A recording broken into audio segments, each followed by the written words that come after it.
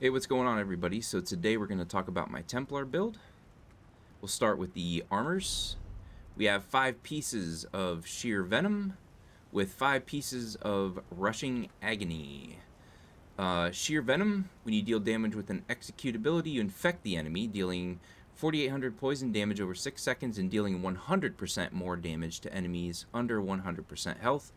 And then Rushing Agony, when you deal direct damage with a Blink, Charge, Leap, Teleport, or Pull ability. Pull enemies within 10 meters to you. After 2 seconds, deal 8.6k physical damage to all enemies within 7 meters, and it can happen every 8 seconds.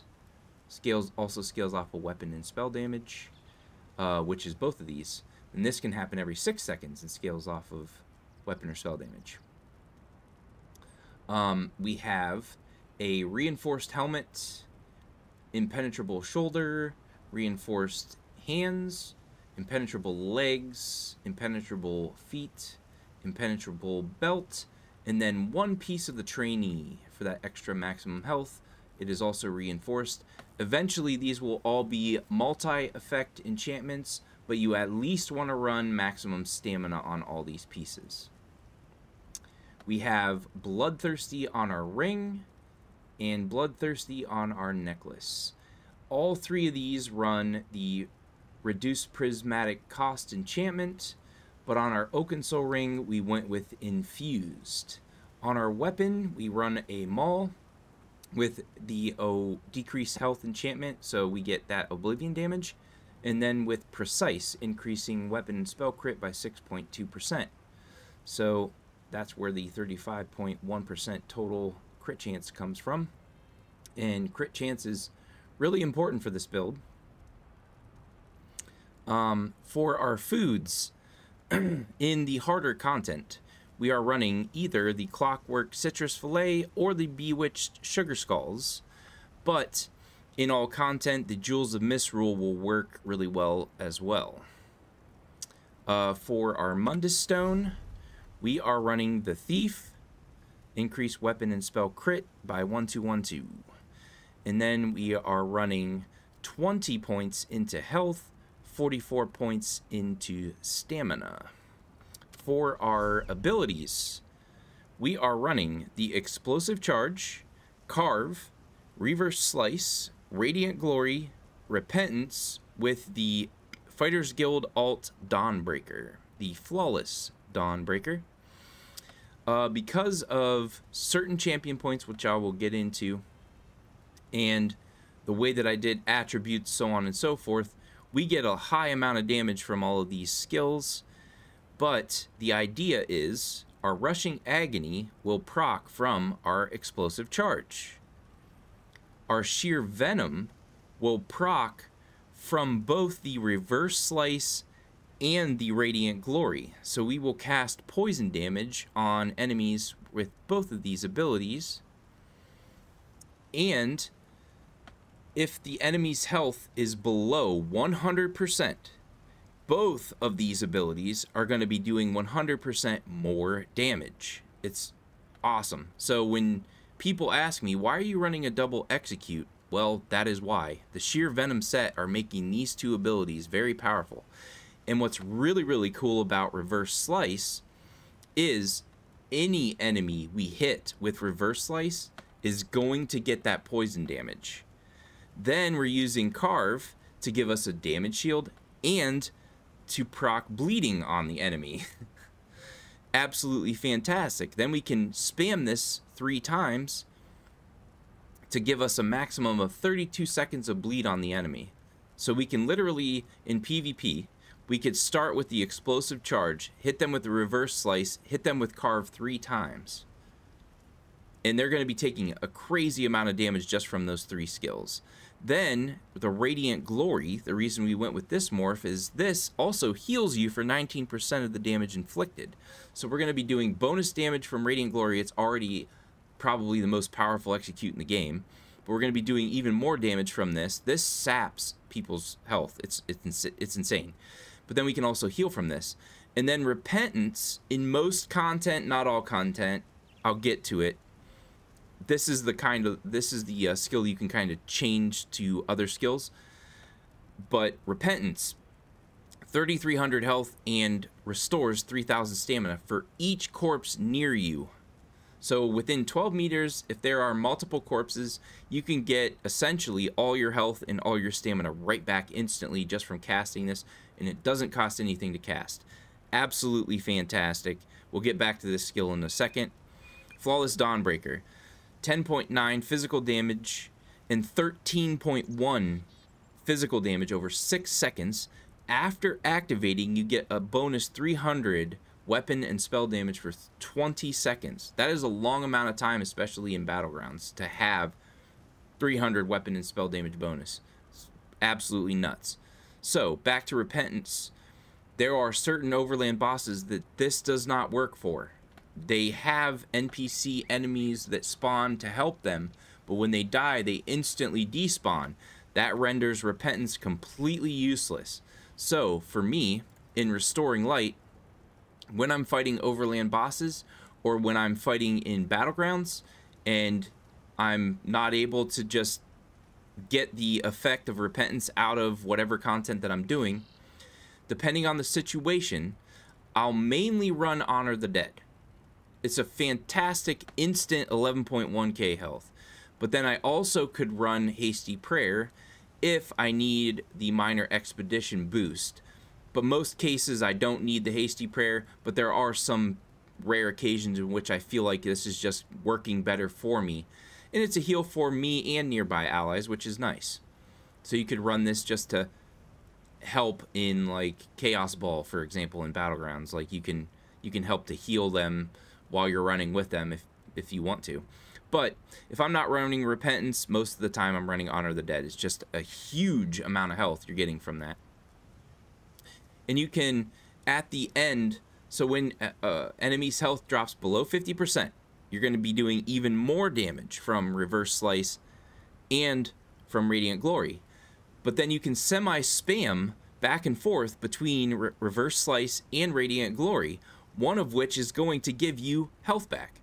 So when their health drops below 50%, you switch back and forth between Reverse Slice and Radiant Glory. Just go back and forth between the two of them, and it's absolutely fantastic. If you're taking a lot of damage, back way far away and spam Radiant Glory. It's not a high cost. You'll be able to do it. You're going to do a lot of damage from that, and you're going to get healed from it. And then, while you're spamming Radiant Glory, like every 2 or 3 times you cast this, you can cast Honor the Dead, Hasty Prayer. If there's a corpse nearby, cast Repentance. It's a really nice, easy way to keep yourself alive. But between these 3 abilities, you're going to just shred enemies almost instantly. It's absolutely fantastic. So, in any content, I don't start with a heavy attack or a light attack. I start with Explosive Charge, but I also try to end with Explosive Charge. So I try to do an Explosive Charge, Flawless Dawnbreaker combination to finish enemies off if they're not dead already. Absolutely fantastic. Instantly puts you in the enemy's face, so you can throw the Flawless Dawnbreaker on them without risking the chance of missing them with the Flawless Dawnbreaker, because the Flawless Dawnbreaker is either a huge hit or a huge miss. And this solidifies the ability to cast a Flawless Dawnbreaker right in the enemy's face, guaranteeing a hit with the Flawless Dawnbreaker. Absolutely fantastic. I love it.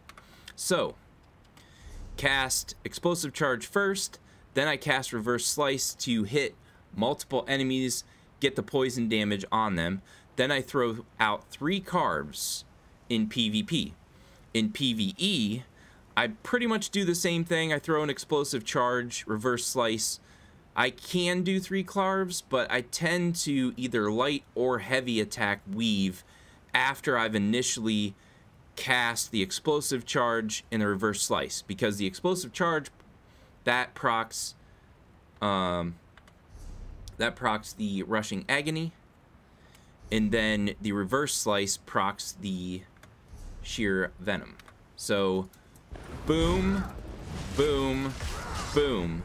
Now I hit them with the Explosive Charge, I hit them with the Rush of Agony, I cast poison damage on them, and I cast bleed damage on them just in those 3 hits. And like I said, because we already hit them with explosive charge, their health is below 100%.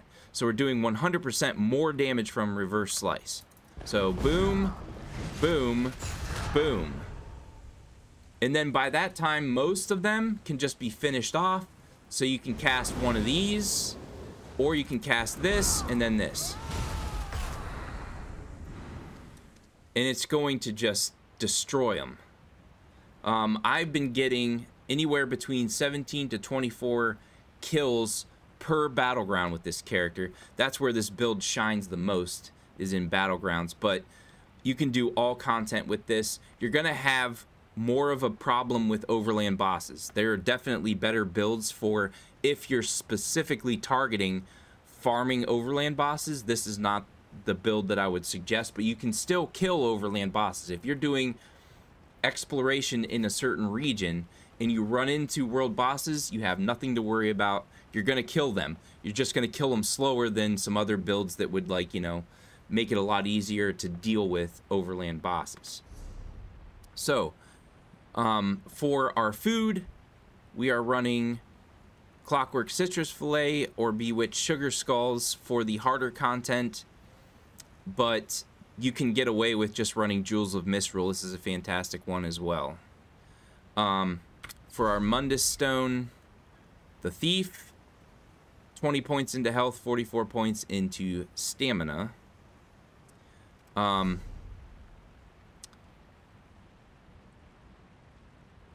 think that's it. Let me just get into champion points. So for fitness, we want 16 points into hasty. I love making my character as fast as possible. This is optional, but you're gonna have to at least put some points in here to get to refreshing stride. So like I said earlier, our health and magicka recovery is really low. Well, we make up for this by adding 500 health and magicka recovery from refreshing stride. What are you doing all the time when you're going from one fight to the next in any content? Well, you're sprinting. So if we take a look at where we are at right now, we have 695 and 475 with magicka and health. While we're sprinting, let me do this. We have 1270. Crap. Let me try this again. This is really hard to do. 1270 and 1070 for magicka and health recovery just from sprinting. Absolutely fantastic. And then over here in Survivor Spite, all 50 points into Mystic Tenacity. You're going to be getting hit with elemental status effects all the time, so you're going to want to reduce the duration by 25%. I feel like this is an absolute must. It's going to allow you to throw out your skills a lot more often when you have a reduced duration. And then work your way up here. I love Piercing Gaze. I like this, the ability to have the stealth detection, but you don't necessarily have to do this. Or Tempered Soul. I really enjoy Tempered Soul. So you could do these two, or you could just put 10 points into Shield Master, but we absolutely want Bastion. Increases the effectiveness of your damage shields and damage against shielded enemies by 3%. So a total of 15% effectiveness and damage done. This is going to ramp up your cleave skills damage shield.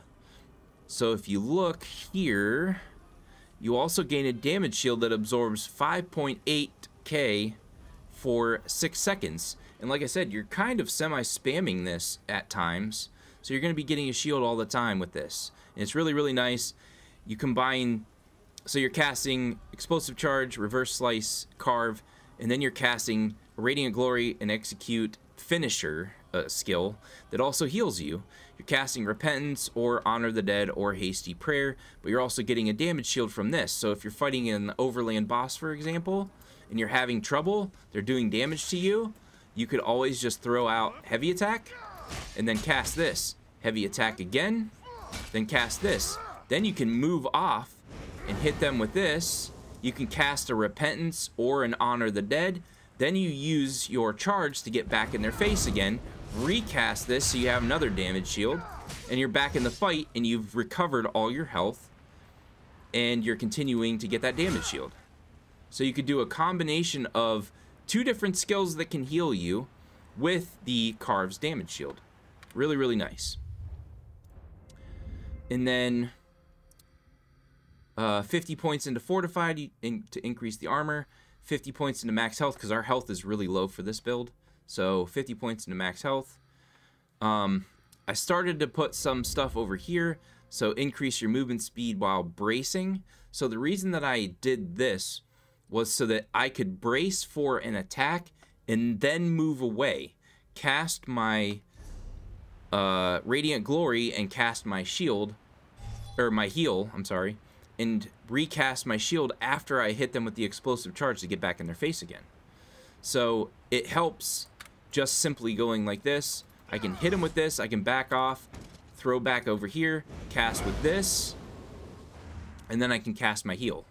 And then I can use the charge to get back on their face, recast my shield, throw the reverse slice down.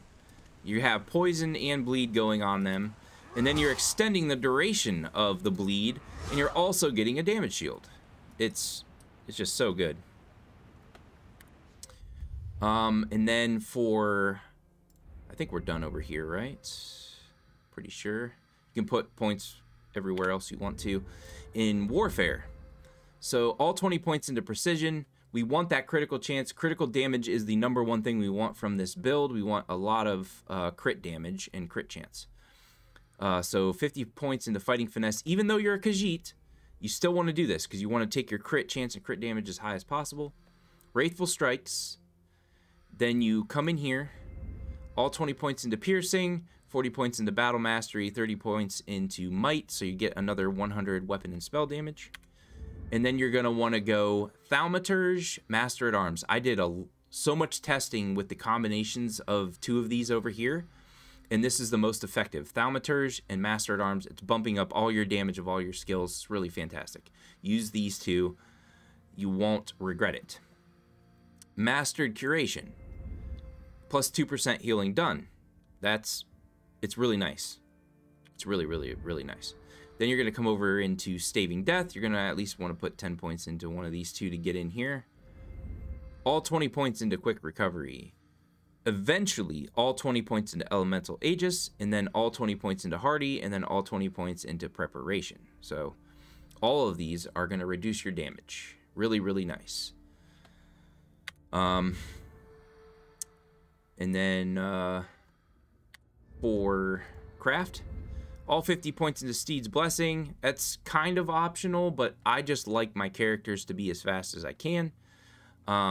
So 50 points into Steed's Blessing, 50 points into Breakfall, for especially Cyrodiil, so that, you know, you don't break your legs quite as easily. Steadfast Enchantment, and then come down and get Rationer. This is going to give you 30 more minutes to your food or drink. 75 points into Liquid Efficiency if you're using a potion or poison regularly, which you probably will be in Battlegrounds. 10% chance to not consume it. 50 points into Treasure Hunter. Increases the quality of items you find in treasure chests. And so for the last thing, like I said, 75 points into that so that we reduce when we're using this. I've been using the Bound Gold Coast Warrior Elixir. 7.5 stamina immediately, major endurance, and major brutality and savagery, which you don't need. You get that from the Oaken Soul Ring. But weapon critical by 2629 for 36.3 seconds. That's the most important thing. I love that. That's awesome. So use this mainly in Battlegrounds. You're going to want to use it in all PvP, but mainly Battlegrounds you're going to get a lot of really nice effects. And then you can use Essence of Invisibility. I use this a lot too, especially in Battlegrounds, so I can vanish for 12.5 seconds. And then when I pop out of Vanish, I'm popping out when I'm using this. And I'm just hitting them. That's hitting all enemies around them. This is hitting all enemies around them. This is hitting all enemies around them. I mean, it's crazy. I can do Rush of Agony, the poison from Sheer Venom, and then the bleed from Carve on multiple enemies. It's doing so much damage so fast against them. It's insane. And so, yeah, Hopefully you guys found this informative. Like, comment, share, subscribe, and I'll see you guys in the next one, alright? Laters.